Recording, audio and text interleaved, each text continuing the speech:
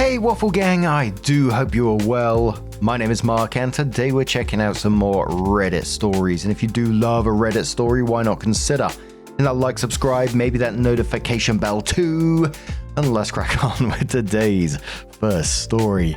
Much love guys. Now today's first story comes from the What Do I Do subreddit from No Penalty 9836.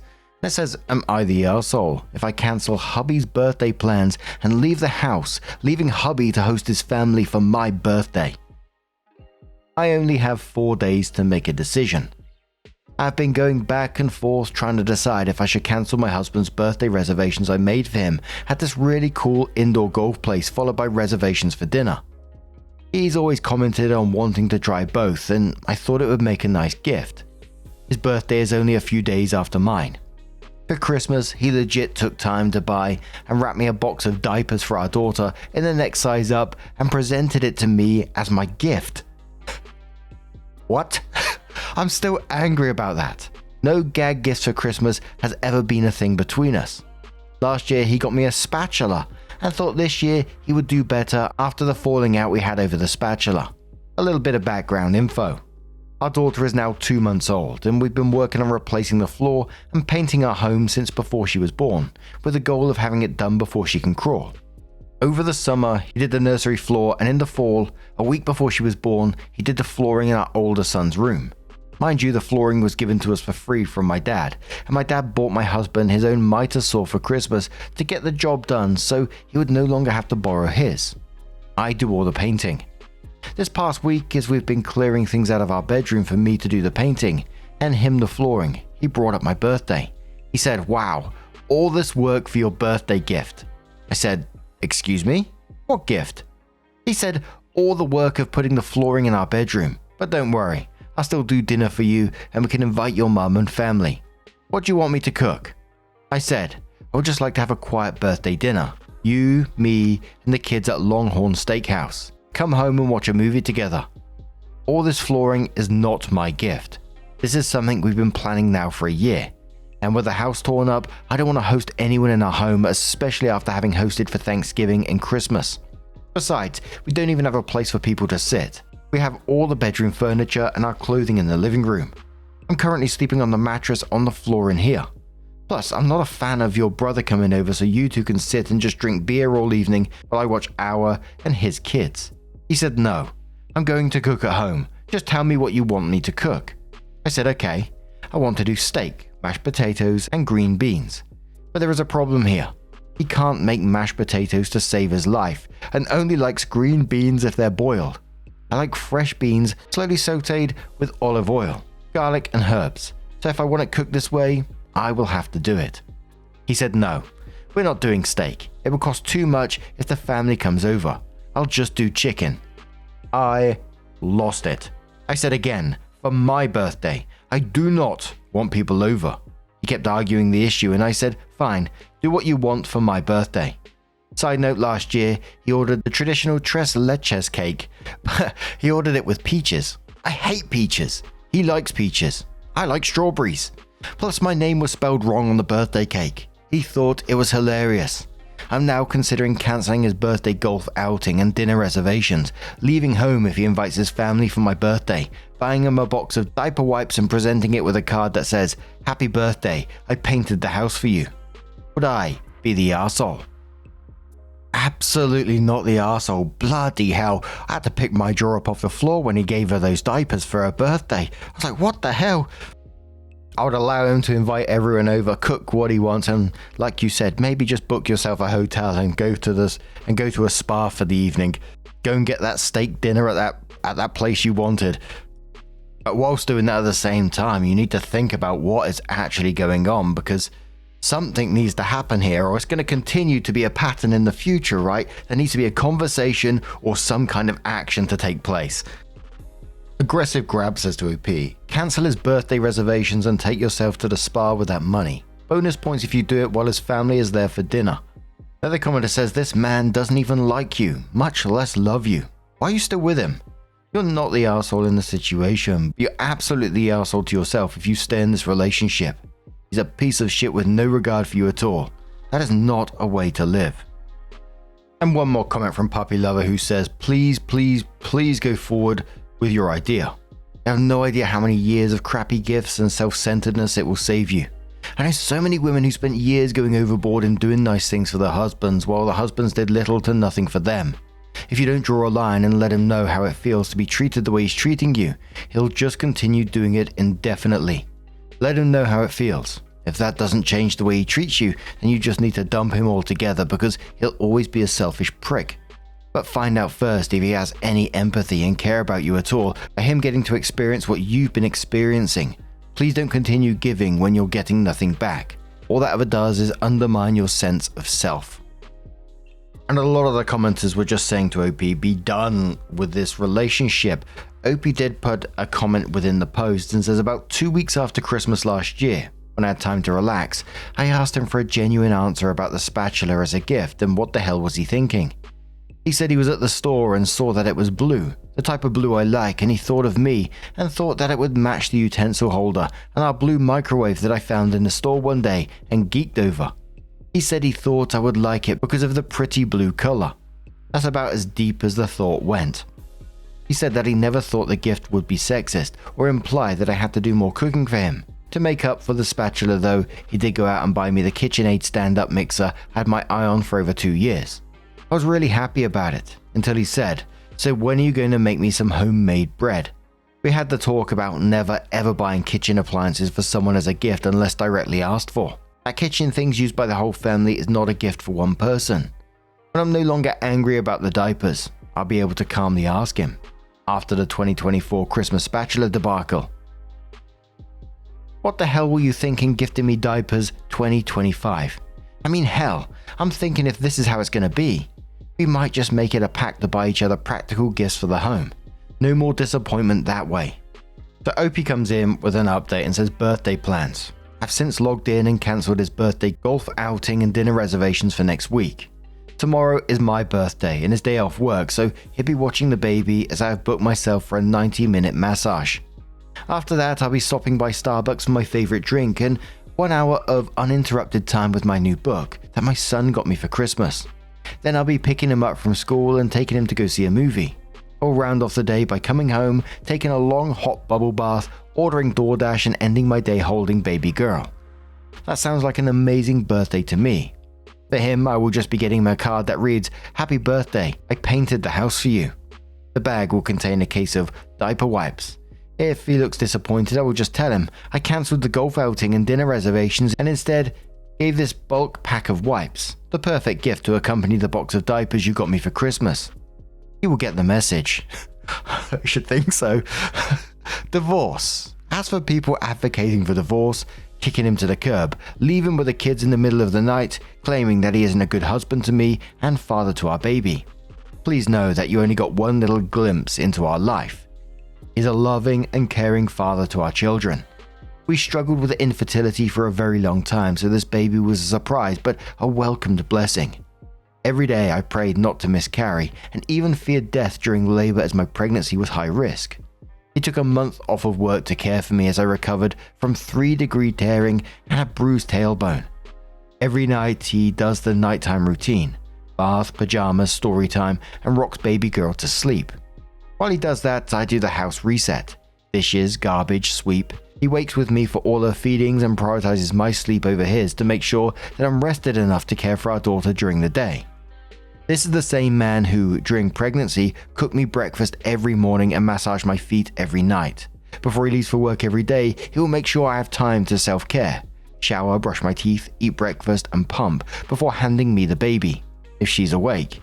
Then he will make sure I'm happy on the couch with baby girl and anything I need before he leaves: blanket, remote, water cup, my phone charger, a clean binky, and bottle for baby. As soon as he gets home from work, he will take her and give me 30 minutes to myself before we start talking dinner plans. We make a good team when it comes to daily life. I don't have to make him lists of things to do. I like that when we're low on milk, he will just pick it up on his way home without having to be asked, and he doesn't wait for a thank you like he did some big favor the way I've seen other men seek gratitude for doing basic tasks. He sucks at gift giving, and this year and last year, so yes, I will be doing nothing for him for his birthday, despite the shitty thoughtless gift and non-birthday plans. I'd be holding off on kicking him out and just matching his energy for his birthday. For Christmas 2026, I think I'll get him an IKEA toddler bed to assemble for our daughter and call it a day.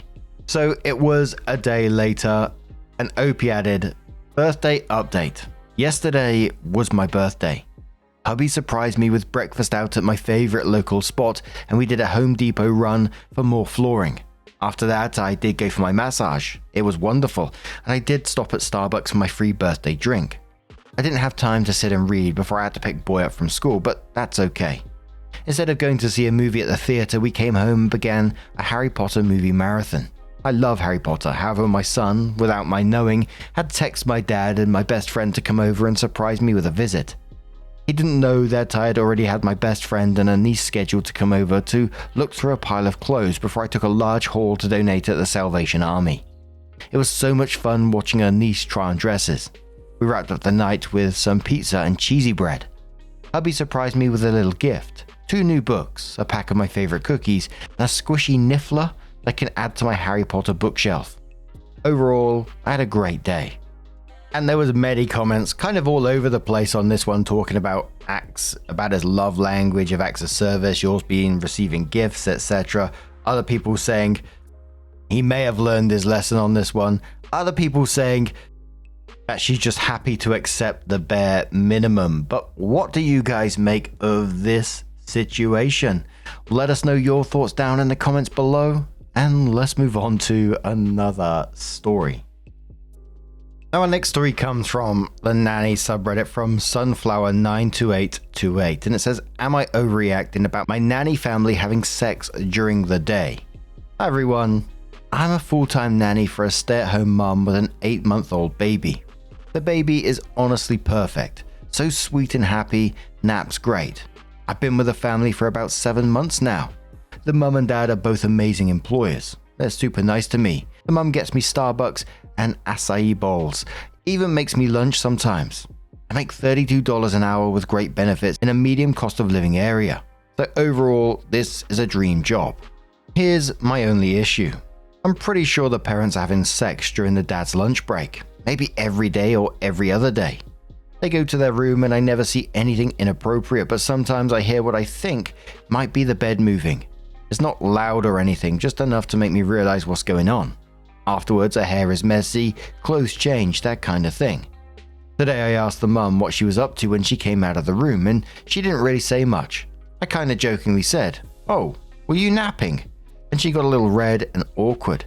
That pretty much confirmed it for me. I know they're married adults and it's their house, but it still makes me feel a little uncomfortable since I'm there taking care of their baby. They're not being disrespectful or obvious, but it just feels weird. Would it be totally out of line to ask them not to do that while I'm working? Or am I overreacting and should just let it go? They are really such a great family, and I don't want to make things awkward if this is just me being overly sensitive. What would you do? So, Opie added some of their own comments below the post, giving some additional information. The first one said, I truly feel weird about them doing it with me in the house. Another said, I'm shocked so many people don't care. Another said, but I'm working. You don't think it's disrespectful to fuck while someone's taking care of your kids under your roof? It's making me uncomfortable. They both go in the bedroom and come out messy hair and smiley. It makes me feel weird. Another says the baby is napping at this time usually. Another one says, I feel it's very awkward. She comes down after having sex with her husband. He goes back to his work office. I know what they were doing. It's just weird, and then she comes down and asks what I want for lunch. Another says it's very awkward. They both come down smiley and happy and in a good mood. Like, guys, I know what you just did. You just had sex. Another says mostly it's awkward. MB will come down after changing her clothes, and I can tell she showered and starts making us all lunch. Like I know her husband's lunch break has ended. They were too busy fucking. Another one says he eats in his office. She takes his lunch to him. It's very weird. But mostly it's just very weird, like MB is in a good mood. Like I know you just had sex and her husband sometimes comes down to grab a drink from the drink fridge and he's happy too. Like it's just weird. Fuck when the kid goes to bed. Another says I think it's weird for adults to be having sex every day or every other day. There's other ways to support a relationship. Oh dearie me. Another one says this isn't rage bait, this is how I feel. It makes me extremely uncomfortable. If this was once in a while, okay, whatever. But why do you need to fuck all the time? Another one says, so you'd be okay with people fucking in your workplace. Why do they need to do it all the time? Nearly every day. I would get it if it was sometimes, but this is crazy. Then says, it's like a roommate who just had sex trying to move on from the situation. It's awkward. Like maybe I need to find a way to tell her to give it an hour or so. And it feels weird knowing the sudden mood booster was from getting laid. Another one says, it's weird because like she's so giddy after having sex. Mood shifter. Happy. It's odd. Like it puts it even more in my face. Oh, I got laid. And another one says, how would you act to this all? Mostly I just want to tell her I know you just got laid and it makes me feel weird because I'm working. I know you're in a good mood because you got fucked. So please do it after the kid goes to bed. Then says this is a super paying job. The parents are beyond nice. This is the only flaw. I still think maybe I should mention it and maybe they stop fucking during my workday. I'm 28 years old and have been a nanny for a decade. And the majority of the comments were basically just saying to OP, leave it alone. You know, it might be the place that you work, but this is also their home. They're allowed to have sex, etc. And it sounds like they weren't making a big show and dance of it. They were trying to be discreet as possible. Other people suggesting, alternatives of putting on headphones or just keeping yourself occupied during that time. And everyone was suggesting about confronting her employers. But OP comes in a couple of days later and says, that Friday morning, I told my MB I wanted to talk during the baby's nap, and she said okay. I brought up how uncomfortable I felt about what I thought was going on, and mentioned how I could sometimes hear or notice things that made me think they were having sex while I was there. I told her it made me uncomfortable, and that's when everything went downhill. She was very direct with me. She said my only job was to take care of the baby, not to worry about what she and her husband were doing. She told me if I had downtime I could watch TV or read a book. I told her it just seemed weird that she'd come out with messy hair or different clothes, and she explained that sometimes they do workout videos in their room. Sometimes it's sex, sometimes cuddling, and sometimes her just napping. She said whatever happens in her bedroom is none of my business. After that, things got really quiet. She wasn't mean, but I could tell she was uncomfortable and hurt. Then she told me I could go home for the day, and I just knew that meant I was done. Later she texted saying they were going to move in another direction, and that was it. I feel horrible. I know I crossed the boundary, and I regret bringing it up so much. I miss them terribly. The money was amazing, my MB was so kind, and the baby was absolutely perfect. I really wish I could fix this and somehow get my job back. How do I get my job back? And everybody was just like, you got told in the original post, don't confront this, just leave it alone, but there ain't no way of you getting your job back. OP was replying and was downvoted. One of the replies said, because I did get some comments saying people would be uncomfortable too. My friends told me to talk to them about it and maybe we could figure it out, as my work environment should feel comfortable to me. I regret not listening to everyone on here. OP also says, I regret it now. I hope that they can forgive me. But everything else pays like $22 to $23. They were giving me $32 and so nice. I'm realizing I messed up. Another commenter says, you don't think it's worth a try? They're Christian and believe in God. Christians believe in forgiveness. Another one says, I need to get my job back to pay for my bills and I miss my nanny kid and MB. They were the best. And I'm getting messages that I should file a police report for sexual harassment in the workplace. And everyone on the back of that comment was saying, do not do that. But now I'm going to turn this one to you guys. What do you guys make of this situation? How would you deal with it if it was you? Would it make you uncomfortable or not? Let us know your thoughts down in the comments below. And let's move on to another story. Now, our next story comes from Public Edge 6210 and says, am I the arsehole for not wanting my in-laws to take over my baby and for refusing to move in with them? Me, 30 female, and my husband, 31 male, have been married for almost 3 years and have an 8-month-old baby boy. Ours was an arranged marriage, and I genuinely got lucky. My husband is kind, supportive, and very understanding. My husband is the eldest of 3 sons. His 2 younger brothers live abroad. Since my in-laws don't have a daughter, they treated me very well from the beginning, and overall, they are good people. This makes the situation harder for me. The issue started after my son was born. During the first few months postpartum, I stayed with my parents and then with my in-laws. At first, I ignored small things, assuming they were just excited grandparents. But over time, certain behaviors started bothering me. They would refer to themselves as father and mother when talking to my baby in our native language. When my baby cried or needed sleep, my father-in-law would ask my mother-in-law to comfort him instead of letting me do it. Sometimes they wouldn't give my baby to me when he was crying or would take him from my arms, saying that they would try to calm him. I felt invisible, but stayed quiet, thinking it might just be postpartum hormones. After we moved to the city where my husband works, it got worse. We video called them daily. Whenever my baby cries, my father-in-law says things like, "Our baby is sad because he's missing us," or "The baby is all alone here, even though he's with his parents." He has joked that the baby might be bored of seeing only my husband's and my face. It often feels like they see my baby as their child and us as caretakers. They also constantly insist that the baby looks only like their side of the family and dismiss any resemblance to me, even in obvious cases. My husband noticed this too and admitted it bothered him. He corrected his father once, but it didn't stop. Eventually, I started correcting my father-in-law every time he called himself Dad, and he finally stopped. They visited us twice after we moved, and both visits were extremely stressful due to constant boundary crossing and comments about our parenting. Recently, the main conflict happened. We can't visit our hometown often because my husband gets only 4 days off a month.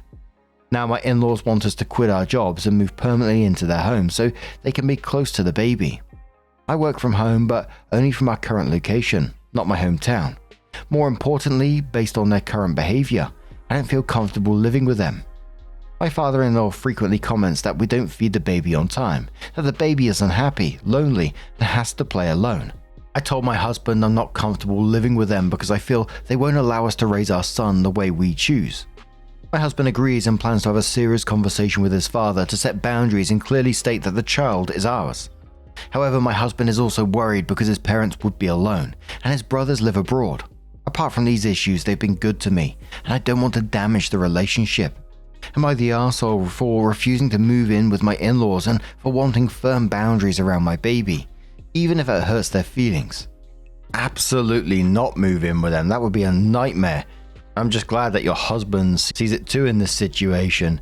They're calling themselves father and mother to your baby and saying he's alone with his actual parents. Commenter says to OP, "Why should you quit your job? Their loneliness is not your burden to bear. If they want to be closer to their grandchildren, they can move closer. If they want more involvement, then they must follow your rules. None of the above requires you to move or quit your jobs. If you do that or move in with them, you are suddenly fully at their mercy. Completely do not do that under any circumstance. Not the arsehole." Host Civil says, "What's disturbing is that you said apart from these issues they've been good to me. Think about that long and hard.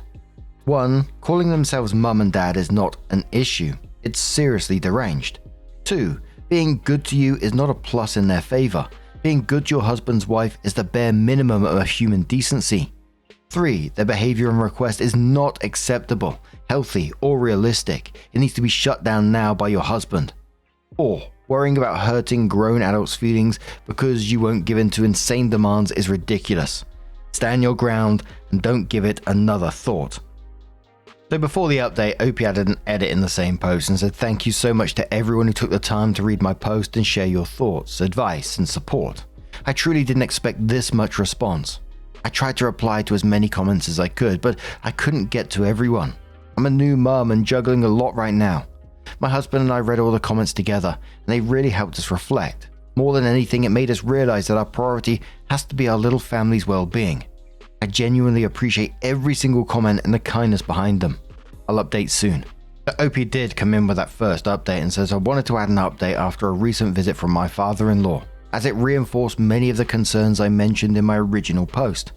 Before their visit, I asked my husband to remind my father-in-law to wash his hands before holding our baby, as this has been an ongoing issue in the past. Despite being told, my father-in-law took our baby from my arms immediately upon arriving without washing his hands.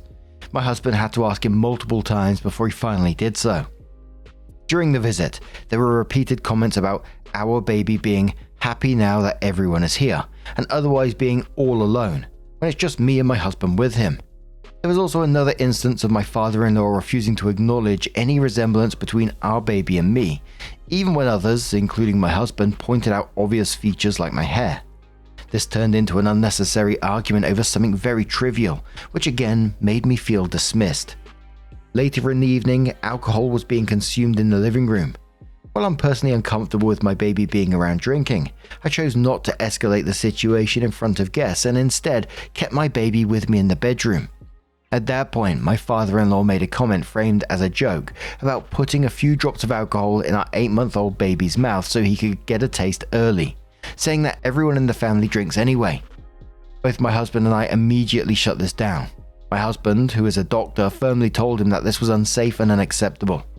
My father-in-law dismissed it by saying nothing would happen, that it was costly whiskey, and that he had been given alcohol as a child and that it's supposedly good for gut health. Regardless of intent, this crossed a serious line for us. There was also a few other small boundary issues throughout the visit. We did not have a full conversation with my father-in-law at that time because my mother-in-law was not present, and my father-in-law was visiting with his brothers and sons. We felt it was more appropriate to address these issues privately and together, rather than in front of extended family or while alcohol was involved. After they left, I told my husband that I'm no longer comfortable with the idea of ever living in the same house as his parents. If we were to move closer in the future, it would have to be in a separate home.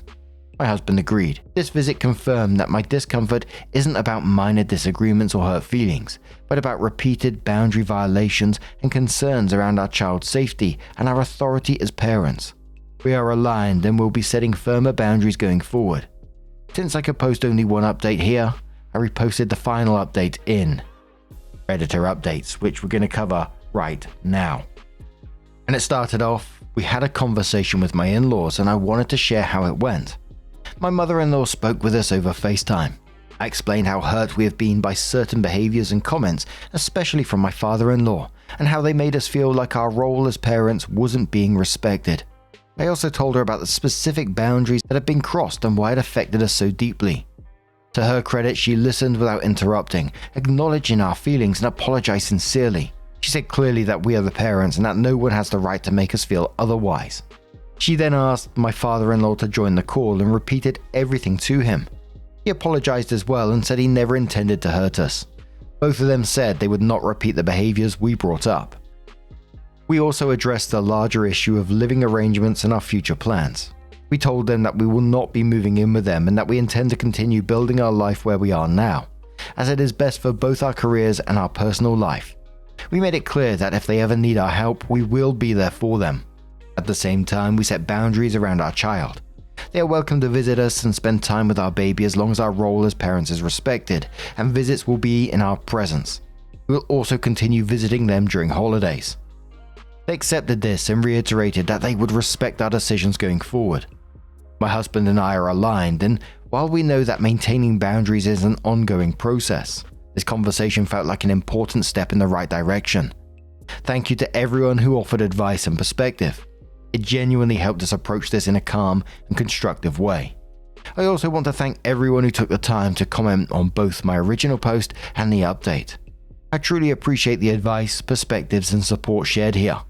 I read every comment, even if I wasn't able to reply to all of them. Between work, caring for my baby, and everything else going on, I just didn't have time to respond individually. Please know that your words meant a lot to me and helped us reflect and move forward more thoughtfully. Butterfly said to OP, "This is definitely not over. My guess is they're going to pressure your hubby into letting them have the baby for a weekend or a week, and then I'll be worried about getting them back." OP says, "I understand the concern. That's exactly why we're clear about boundaries and about our babies always being with us. We're not handing over the decision making or access, and we will continue to prioritize our child and our family."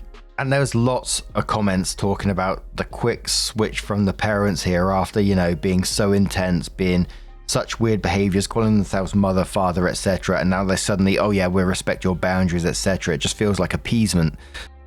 And I felt exactly the same. It's really unnerving to me. They just turn around and now that, "Yeah, we respect you 100%, don't worry about it."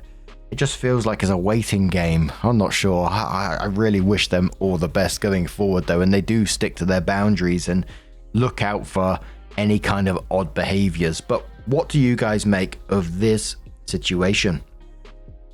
Let us know your thoughts down in the comments below. Now, just a huge thank you for being here today, getting involved in the stories, your love, your support, your time. It always means the absolute world to me. So thank you so much for being here. It's absolutely amazing. And hopefully I will see you in the next one. Take care and much love.